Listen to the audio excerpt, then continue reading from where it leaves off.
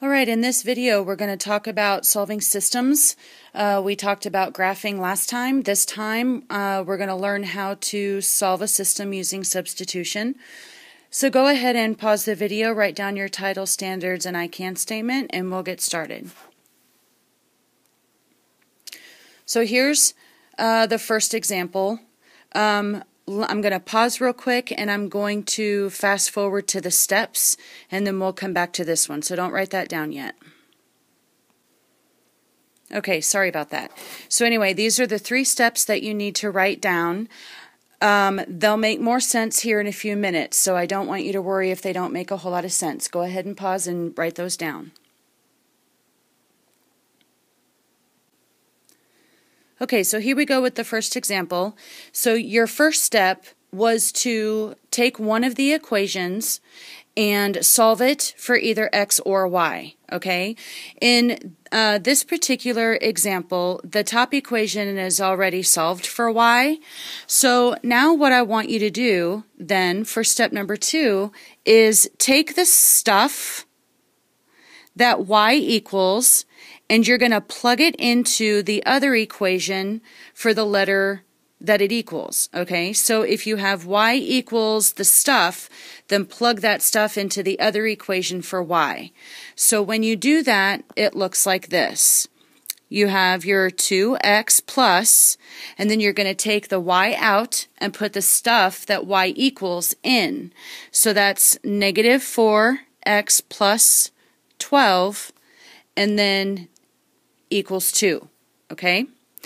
Now, you solve for x, so you're going to combine like terms, so you have 2x plus negative 4x, that's negative 2x plus 12 equals 2, and then you're going to subtract your 12 on both sides, so negative 2x equals negative 10, and then you're going to divide by negative 2, so your x value is equal to positive 5.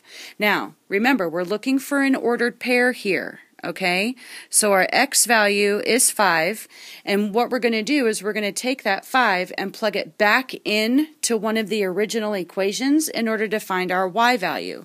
So just because it's easier, I'm going to use this top equation, okay? And, you know, we have like 6 examples, so try to conserve some space here. You can always tape another page in, though, if you run out of room. But anyway, so you take your y equals negative 4x plus 12, and you plug the 5 in. So you have y equals negative 4 times 5 plus 12, and then you solve that. So you have negative 20 plus 12, and the negative 20 plus 12 is negative 8. So the y value is negative 8. That's your y value of your ordered pair. So those 2 lines, if you were to graph them, would intersect at 5, negative 8, that point. Okay, so that you're done. That's your answer. So let's do another one. If you're feeling a little brave, go ahead and pause the video and give this one a try. So when you take a look at this system, the top equation is already solved for y. So you're going to take the 2x and you're going to plug that in right there for y. Now, the only thing you take out is the y. You have to keep that 4. All right? So that means that you're going to have to do some multiplying in here. So when you plug it in, you get 3x plus 4 times 2x equals 11. And then you're going to multiply. So that is going to give you 8x equals 11. Combine those like terms. And then you're going to divide on both sides. And so your x value is 1.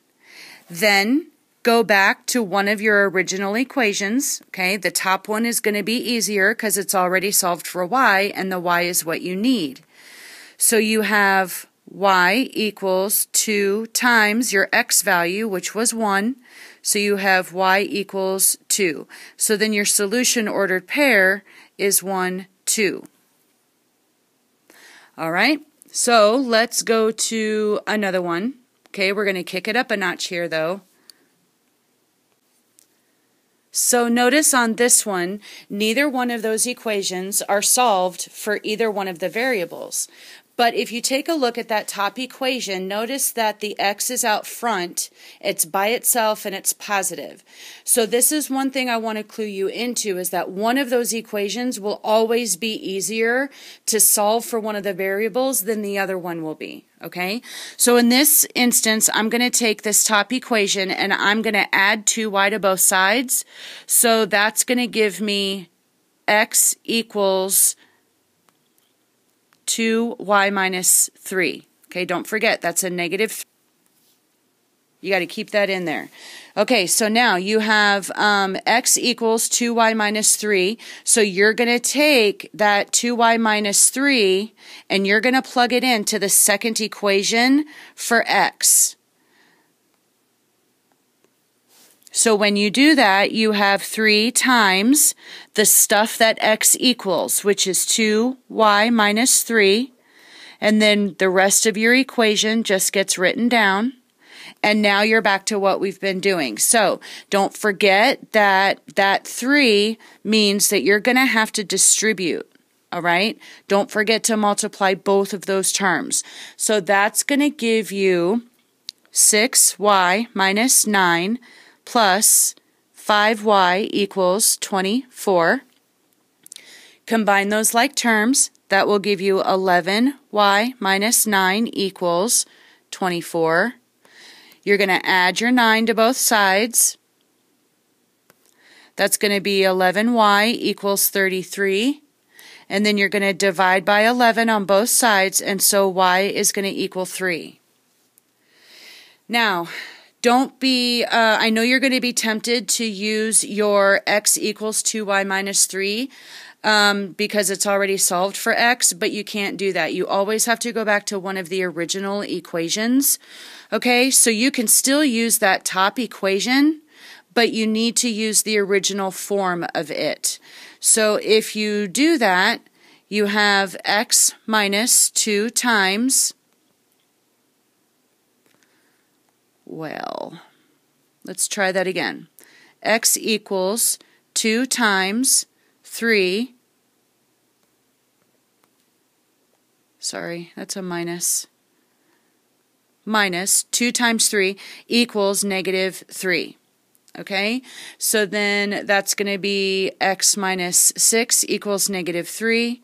And then you add 6 on both sides, and so your x value is positive 3, and your ordered pair is 3, 3. Now, do you need to put those values back into ordered pair form? Absolutely, because that ordered pair, remember, is where those two lines are going to intersect on a graph, and it's also the ordered pair that solves the system, and that means it makes both of those equations true at the same time. All right, so let's do another one. All right, go ahead and give this one a try if you want to.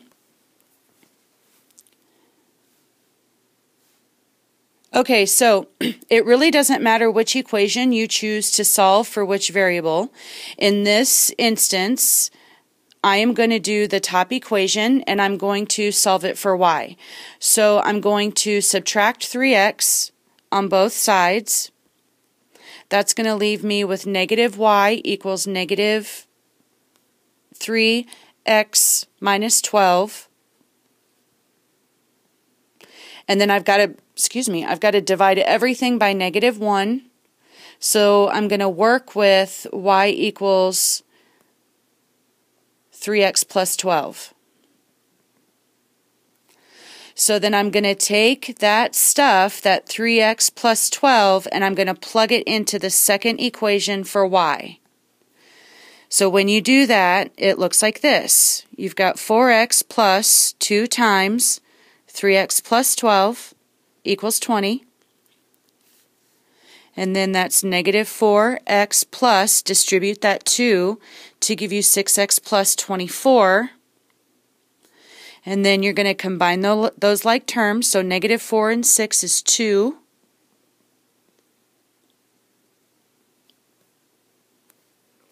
Okay, and then you're going to subtract 24. and that's going to leave you with negative 4, and then you're going to divide by 2, so that's going to leave you with negative 2 for your x value. All right, now you're going to go back to one of the original equations and find your y value. So, I don't know, let's use this bottom equation. So let's do negative 4 times negative 2 plus 2y equals 20. That's going to give me positive 8, so watch your signs there. And then I'm going to subtract 8 from both sides. That's going to give me 2y equals 12. And then I'm going to divide by 2, leaving me with y equals 6. So my ordered pair is negative 2, 6. All right? Okay, so we've got 2 more. They're not as long as these previous ones, but they are the special situations.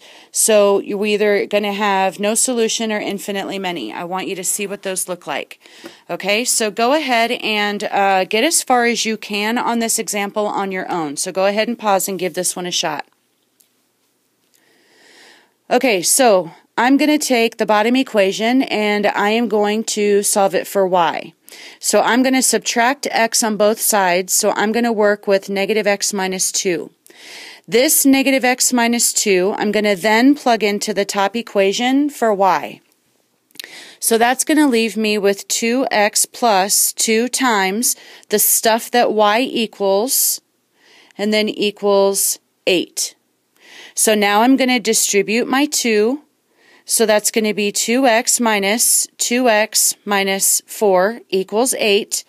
And then notice that when you combine your 2x minus 2x, that cancels out, and you are left with negative 4 equals 8. Well, if you read that, hopefully by now, you know that that is not equal. Okay, that is a false statement, and then so therefore there are no solutions. Okay, so if you go to solve and you get a false statement, all of your letters drop out, and you get a false statement, you're finished. You don't have to go any further. You write false and no solution. That means that these are parallel lines. All right? All right, now let's go to the last one. Again, go ahead and pause the video and get as far as you can. Keep in mind that either equation you choose to solve for either letter, you're going to end up with a fraction, but it will end up canceling out. So don't be afraid of the fraction, okay? Give it a shot. Okay, so I'm going to take this top equation and I am going to solve it for x. So I'm going to add 2y to both sides. Okay, that's going to give me 3x equals 2y plus 3. And then I'm going to divide by 3. So that I'm going to work with x equals 2/3 y plus 1. All right, so that 2/3 y plus 1, I'm going to plug into the second equation for x. So when you do that, you get negative 6 times your 2/3 x plus, sorry, that's a y.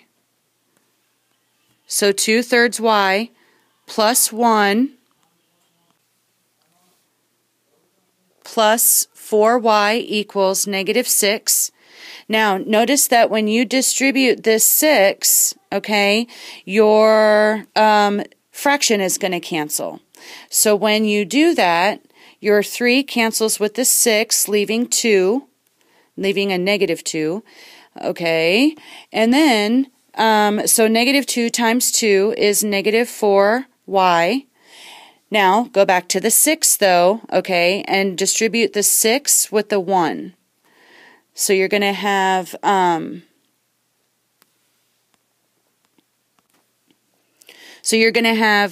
either plus negative 6 or minus 6. Either one is fine.